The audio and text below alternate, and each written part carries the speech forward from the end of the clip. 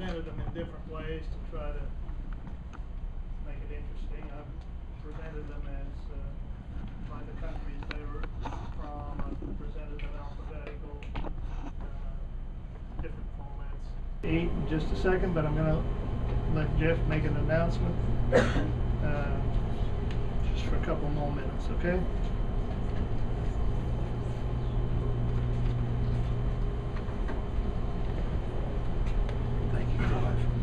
Thank you all for being here.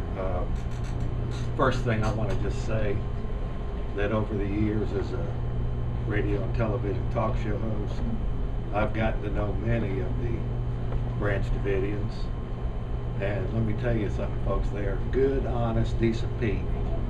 And basically, everything you heard from those daily FBI news conferences back in February of 1993 was really just a bunch of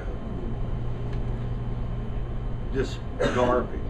That's a friendly way of saying it. This whole thing was just, and I'm going to echo what Mike Hansen just told me outside, and my friend, the late great Terry Liberty Parker, has been known to say that I believe there should be indictments on the tank drivers on this day in 1993, and on the people that gave the orders to drive tanks into Mount Carmel facility buildings while occupied by American men, women, and children. I believe there should be indictments. That's the only way you can really hold these people accountable for their deadly actions. We tried that. Well, I know some people think it's a pipe dream, but I mean, there should be indictments on the tank drivers that are still alive. There should be indictments on the people that gave the orders to drive those tanks into those buildings. And in one of the court proceedings, Clive, one of the tank drivers actually stated in court, and this was an AP story, actually stated in courtroom testimony, that he was given orders to drive tanks into buildings occupied by American men, women, and children. This was in court, he said this. By the way, I want to ask you, do you know a Bobby Grubbs? He was, okay, well, I won't touch that. So that's basically all I got to say. Like I say, I know many of the Branch Davidians. I love them. They're great people. And unfortunately, unless we start holding these people accountable, these government agents accountable for their actions, then I'm afraid there's probably going to be more Wacos down the road. So anyway, we love you, Clive, and I put in a vote to have it next memorial at Mount Carmel. Amen.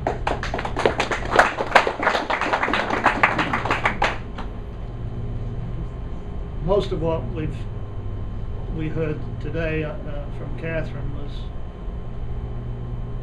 a lot of it we already knew. In our case, we experienced it, but the public don't know it. The fact that this thing was planned and carried out by not only the ATF, the FBI, you know, the different agencies that assisted them, the military, all of this stuff, the fact that they were plotting and planning, you know, I like to give people the benefit of the doubt. I might sound naive, I might sound too Christian, or whatever you want to call it, in not wanting to accuse people of having that kind of a motive or that kind of an attitude about going in and killing men, women, and children. I'd like to be that way. I have been that way in the past. But, you know, like I say, I believe in the devil. And whether people outright sell themselves to the devil, sell their soul to the devil, and allow the devil to direct them and openly serve the devil, maybe one thing, but there are lots of other people that allow the devil to influence them. You know, in other words, what I'm trying to say is a lot of these agents, if you met them in the street, would probably come across as nice guys. You wouldn't think that they would deliberately go out there with the intent of doing what ended up being done. But these kind of logs, statements that are made, and reports that have come down to us over the years since then, reveal that some of them had a pretty bad attitude. We're going to Waco for a turkey shoot, you know, we're mean green killing machines. Statements like that do not reflect that they may have been members of Christian churches or whatever, but it wouldn't melt in their mouth, sort of thing. We see that when things get going, you know, there's a different mentality takes over the individuals involved, and so, like I say, these logs kind of back up, maybe give us a little more detail as to, on a day-to-day basis, what was happening. But we were pretty aware that they had intent. You know, they weren't about to let too many of us get out, I don't believe. And so we can basically just pray for them. Because as David used to say, I don't care what these people are, whether they're ATF agents or FBI agents or whoever, he says their souls to be saved. They have the opportunity to be saved, but in the last 19 years I haven't seen a whole lot of remorse or a whole lot of you know, sorrow for what they did, or certainly, you know, Jeff says these people ought to be indicted. We tried that in a civil case, and for those of you that have been coming on a regular basis, you know that the judge, the federal judge that we had in the case, was the same judge we had in the criminal case in San Antonio.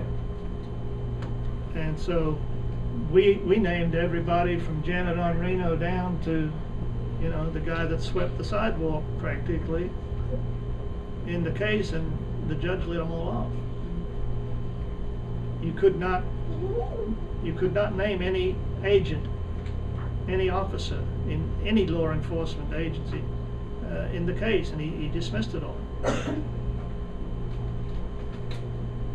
So you might say we've tried that, been there and done that, and if you've got a corrupt system or you've got a corrupt judge, you don't get to square one, unfortunately. It's Clive, there is no statute of limitations on mass murder. Oh. That can be a county indictment. Okay. Can I have 1 minute Sure. to conclude? I got a long minute. My clock's real slow. I'm Randall from Truth Seekers in Austin, and along with Mike Hansen and the whole crew come up here, and we try to do this every year. And I'm appealing to people to let's really remember the 20th.